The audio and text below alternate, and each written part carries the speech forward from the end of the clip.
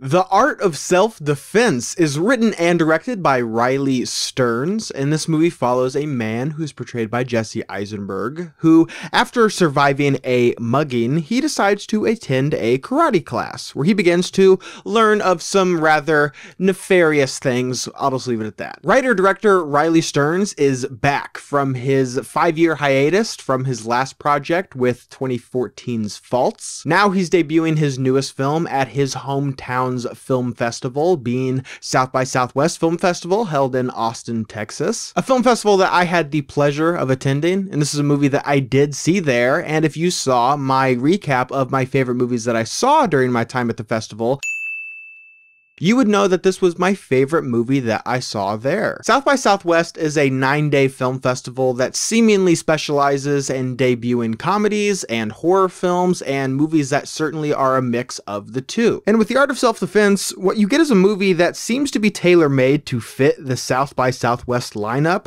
This is a movie that is shockingly violent, very brutal, but also really funny and has this kind of awkward, witty charm to it. And who better to embody that awkward, witty charm than Jesse Eisenberg, who is essentially in full form in this movie. And after watching this film, it seems like this role was written almost entirely with Eisenberg in mind. Now, obviously, I don't know how much of this character is brought to life with Eisenberg's performance or Riley Stearns' screenplay, or again, a mixture of the two. But Jesse seems to be the ideal puzzle piece that this movie needs in order to fit together, whose kind of strange timidness mixed with almost serial killer darkness, it's kind of a perfect fit. Imogen Poots also stars alongside Eisenberg in this film, and she too is excellent. The character she portrays in this film is similar to that of who she portrayed in Green Room, only a tad bit less nihilistic. Alessandro Nivola is also another standout in this film, whose dry wit and deadpan delivery rarely failed to make me laugh. In fact, on the whole, this movie's pretty hilarious from start to finish. Whether it be its, again, very dry wit and deadpan humor, or its shocking brutality, because one of the highest praises that I can give The Art of Self-Defense is that in its substantive nature,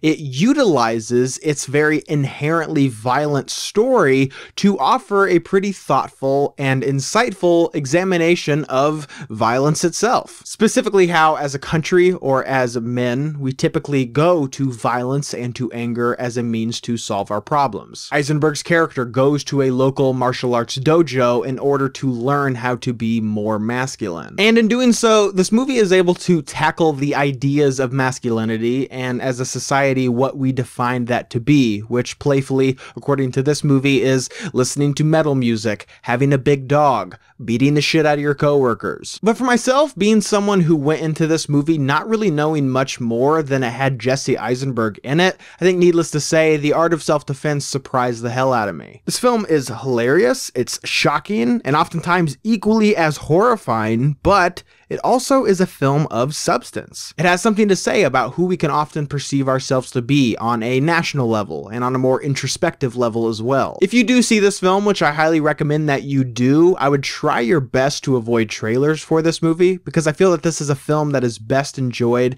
if you know as little about it as possible. So did you guys see The Art of Self-Defense? What did you think about it? Leave your thoughts and opinions down below. And as always, guys, thank you so much for watching today. I hope you liked today's video. And if you did, you can click on the link down below and subscribe to my channel to see more movie reviews and movie related things. And guys, thank you so much for watching, and see you next time.